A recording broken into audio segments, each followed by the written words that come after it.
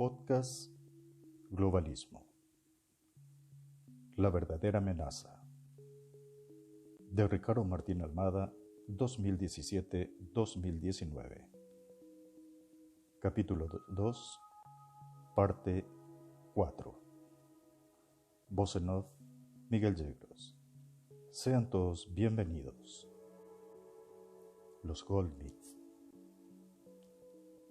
Para hacer aún más gráfica y comprensible esta situación, es indispensable hablar de los primeros grandes usureros de la historia, los Goldsmith, de la Inglaterra del siglo X.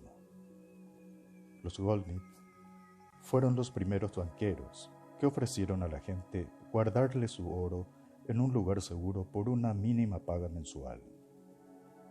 El cliente entregaba su oro y el banco le daba un simple recibo, y el cliente podía estar seguro de que el oro estaría disponible para su retiro en cualquier momento. Este recibo fue el primer papel moneda y abundó porque era más conveniente que llevar pesadas monedas de oro y plata. Un día, los Goldsmith se dieron cuenta de que los clientes rara vez buscaban su oro, y que era aún menos probable que lo retirasen todos los clientes al mismo tiempo. Entonces, se les ocurrió la brillante idea de imprimir más recibos que el oro que realmente tenían, y nadie se daba cuenta, y comenzaban a prestarlo con intereses. Así se comenzaron a volver ricos, a expensa del dinero ajeno. En algunas ocasiones, hubo quien se dio cuenta y los mandó a ahorcar en la plaza pública por robo y traición. Este es el destino que, si pensamos bien, hasta hoy día se merecen todos los banqueros, ya que todos los bancos del mundo operan con este sistema hoy día. Esto se llama sistema de reserva fraccionaria. Sistema de reserva fraccionaria. El sistema bancario actual está fundamentado sobre el fraude de los Goldsmith, ya que todos los bancos del mundo pueden prestar hasta 10 veces más que el dinero que realmente tienen en sus reservas y recibir los intereses. Esto se llama sistema de reserva fraccional. Hasta 10 veces más es en la teoría, pero se sabe que esto puede ir al infinito, ya que no hay banco que deje de realizar préstamos porque ya no tenga dinero. En el caso de la Reserva Federal, presta al gobierno de Estados Unidos aún mucho más dinero que el que tiene en reserva y lo llama flexibilización cuantitativa, y lo disfraza de una manera de oxigenar la economía.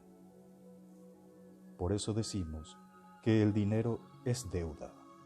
Se genera a través de la deuda estatal y la deuda de toda persona que pide un préstamo a un banco.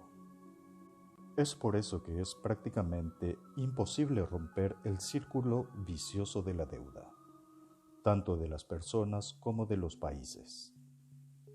Sin deuda, no habría ningún dinero en lo absoluto. Por lo tanto, la deuda se estimula y se promueve. Ahora bien, la deuda también está pensada para que sea tan grande que, en algún momento, la gente y los gobiernos no puedan pagarla.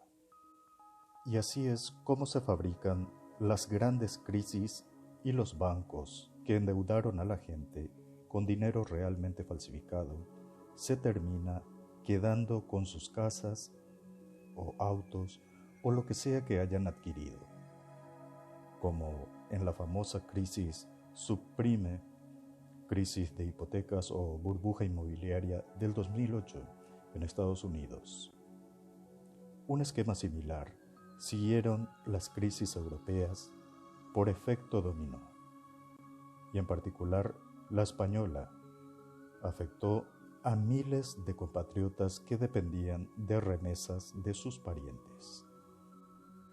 En esta crisis, se endeudó a propósito y de manera premeditada a gente trabajadora para que no puedan pagar la deuda y tener la excusa para una nueva flexibilización cuantitativa que ayude a oxigenar la crisis. Es decir, una forma complicada y confusa de decir imprimir más billetes para único beneficio de la banca privada. Fed, Reserva Federal. ¿Se comprende mejor ahora por qué la banca necesita la deuda impaga? ¿No nos recuerda a un poco a la deuda campesina? Podemos ver con estos términos difíciles de la economía cómo esconden hechos tan simples como indignantes. El conocimiento es riqueza. Muchas gracias por asistir.